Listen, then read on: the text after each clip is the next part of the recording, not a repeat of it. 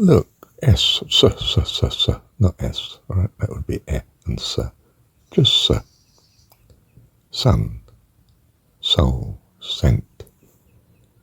See, sift, save. Sonic, sound. Super. Did we have save? Sizzle. That's a good one, isn't it? Soon.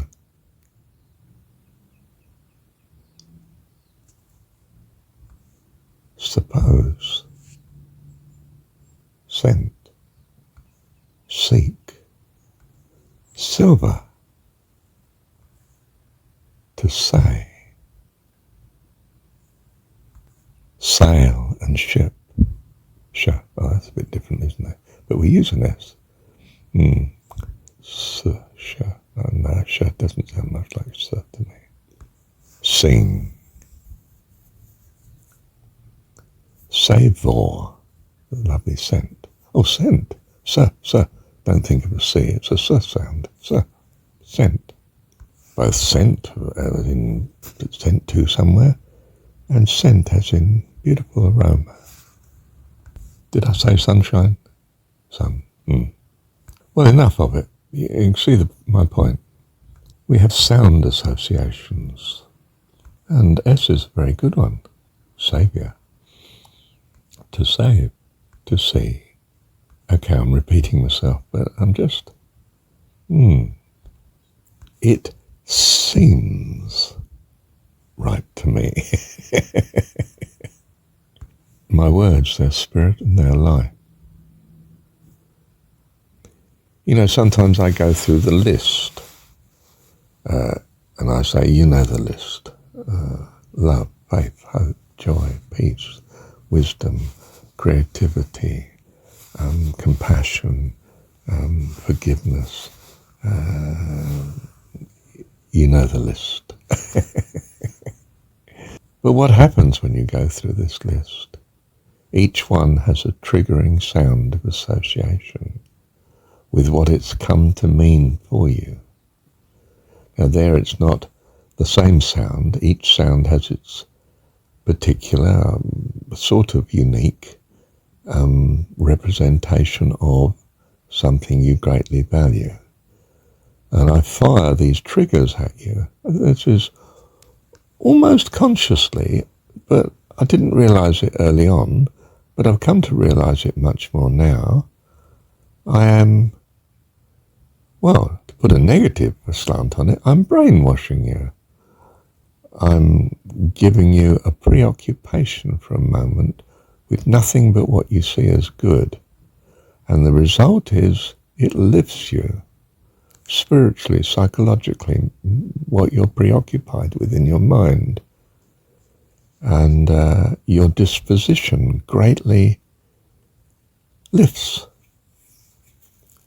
And there are certain things I can say at times in certain contexts which translate you. You're transcendent. And it's not necessarily the same transcendence when you revisit that story or that flow of words. But in some circumstances it is, and it triggers an elation, a joy, a conviction, a hope. Some speakers use this a great deal, like I just did there. A joy, a conviction, a hope. Hang on, aren't they all rather similar things? Yes, but it holds the mind on it for longer than a simple word would. And it's the capture of the mind.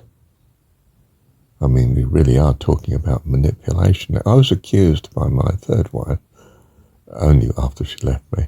I was an angel apparently when she knew me, but in the past I'm a demon.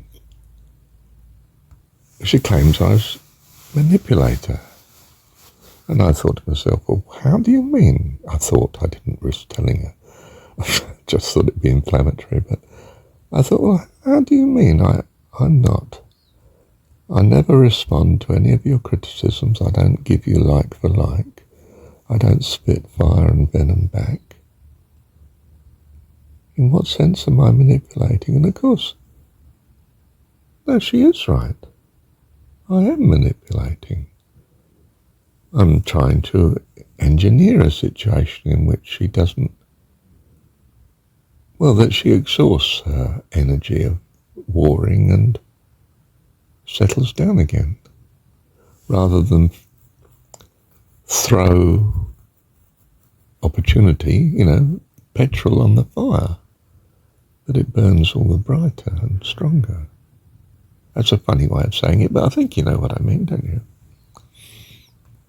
So yes, I am a manipulator, but for a good reason. And I see that the story of, well, all the religious stories really, I mean, they are at least presented as being for a good reason. They've come to rescue you, to save you, to rescue you from the thoughts that are leading you the wrong way, to the thoughts and the inclination to go a way that will be, ideally, of course, we hope, a blessing. So yes, I guess it's true. I am manipulating. It's like the minister I knew, Pentecostal chap, and said, of course I believe in brainwashing. We brainwash the kids in Sunday school because, well, the world's trying to brainwash them the other way, and we're counteracting it. In a sort of, yeah, I see what you mean. But of course, brainwashing is the negative, isn't it? To guide and help is the positive. It depends what label you put on it, Is he a terrorist or is he a freedom fighter? Depends on your drift, the observer, doesn't it? Nothing to do with what he's doing. He seems to be doing the same thing whether you call him one or the other. In this case, bringing change by force. Whereas an alternative way is to bring change by manipulation, which is a negative slant on encouragement. We bring change by encouragement, setting up the right circumstances, as opposed to the wrong ones.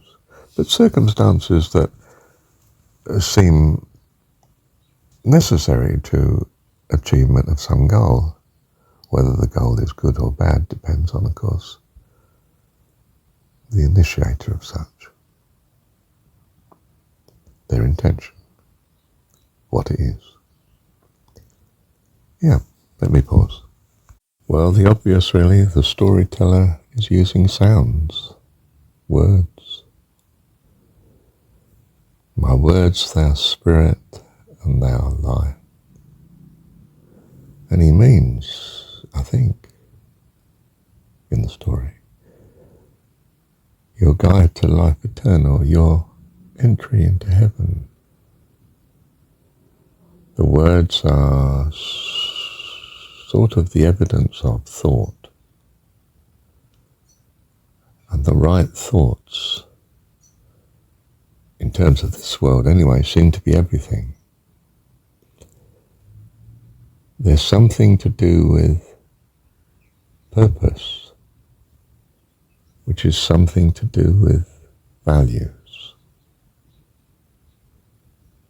And purpose and values and, well, even thoughts are very intangible things, aren't they? And yet seem to be fundamental in how we live, what we choose to do, and what happens to us in this world. The consequences of such actions, of such thoughts, and so on, carried out. So my words, thou spirit and thou life, and that depends on the sounds. And of course, you may not know the language, and your language may have different sounds associated with different thoughts, or with the same thoughts, but different sounds. So you say one thing and I hear it a different way because of what I associate with your words. Or it's just a jumble. I don't understand it at all because I don't know your language. I can hear the sounds, but it seems to be not making sense from my language point of view. It's an unknown language. We find symbolically, he's the Word of Jesus, incarnation of the Word. Oh. It's telling you blatantly. It's a story. Oh, really? Oh my goodness. No, surely not. No, he must have been a historical person. I mean, where's the evidence? Hang on a minute. Someone must have mentioned it somewhere. Good on you. But no, my words are spirit, and they are life.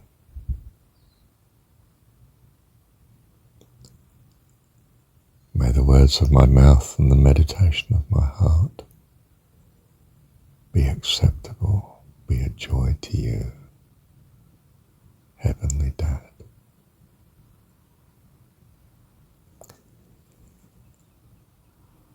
Thank you, Dad.